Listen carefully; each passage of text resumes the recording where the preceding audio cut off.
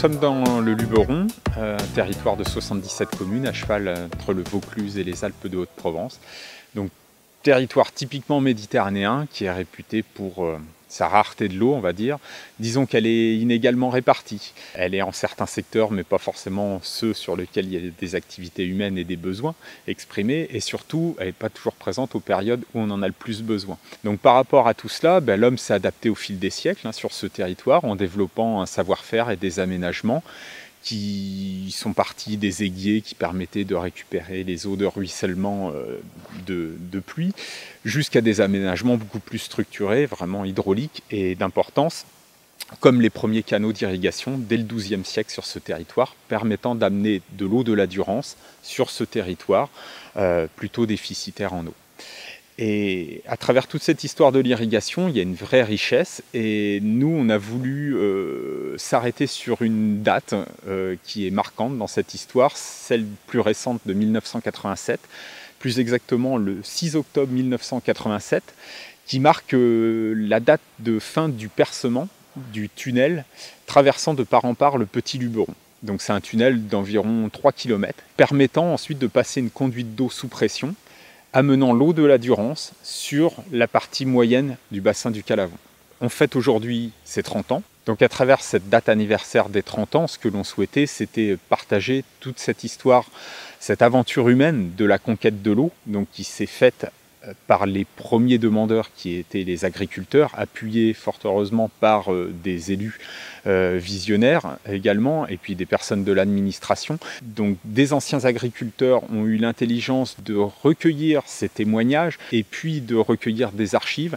Et donc on en a fait un livre de façon à le mettre en valeur et le partager pour expliquer cette histoire de la conquête de l'eau et cette culture de l'eau aussi, puisque là on parle à travers cet aménagement hydraulique de la notion de partage, de solidarité qui est importante. Alors si quelquefois on arrive à faire appliquer des projets par un simple décret, nous ça ne s'est pas passé comme ça.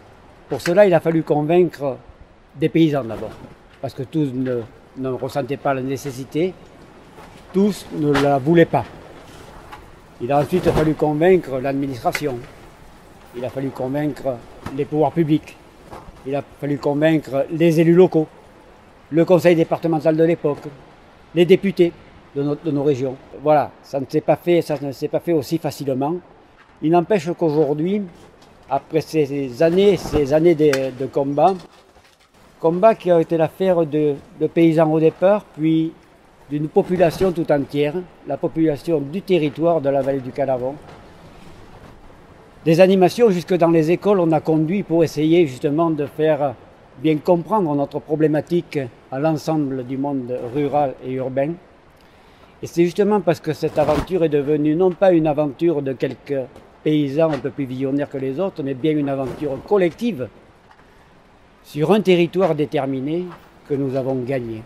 Aujourd'hui, où est-ce qu'on en est de cet aménagement hydraulique? Donc la conduite a été mise en service en 1989 et petit à petit a permis d'irriguer par maillage une partie du territoire. Et sur l'objectif qui avait été fixé de 15 000 hectares entre le sud Luberon et la partie nord du bassin du Calavon, on est aujourd'hui à plus de 14 000. Donc les travaux ont bien avancé et il y a toujours des extensions qui se font dans le cadre du programme pluriannuel d'intervention piloté par aujourd'hui la région avec la SCP. L'aménagement qui avait été conçu il y a une trentaine d'années pour permettre d'irriguer de l'ordre de 15 000 hectares entre le sud du Luberon et la vallée du Calavon. Aujourd'hui, on en est à un peu plus de 14 000 hectares, donc on est au bout de ce premier objectif. Reste qu'il y a encore des parties du territoire du Luberon qui ont besoin d'eau et pour lesquelles la Société du Canal de Provence et d'aménagement de la région provençale à laquelle j'appartiens a des perspectives de travaux, mais on cherche aussi avec d'autres partenaires des solutions là où on n'aura pas toujours la possibilité d'amener des réseaux, compte tenu de la topographie, des coûts que ça représente, etc. Donc on travaille à des solutions type retenue collinaire. C'est en fait des ouvrages que l'on ferait sur le territoire. Donc là, il y en a pas loin d'une quinzaine qui sont en projet sur la partie du Haut-Calavon et aussi sur le bassin du Largue, donc qui est de l'autre côté du col des Granons sur la partie Alpes de Haute-Provence. Donc ces projets-là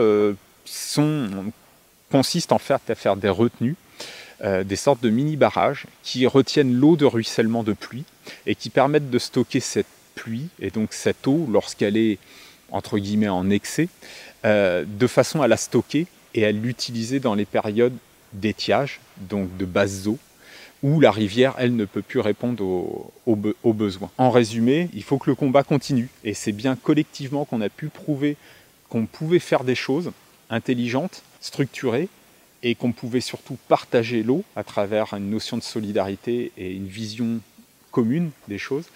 Et ben là, quand on parle de réchauffement climatique et de raréfaction des ressources, l'enjeu est d'autant plus fort et donc il faut que tous ensemble on continue dans ce sens.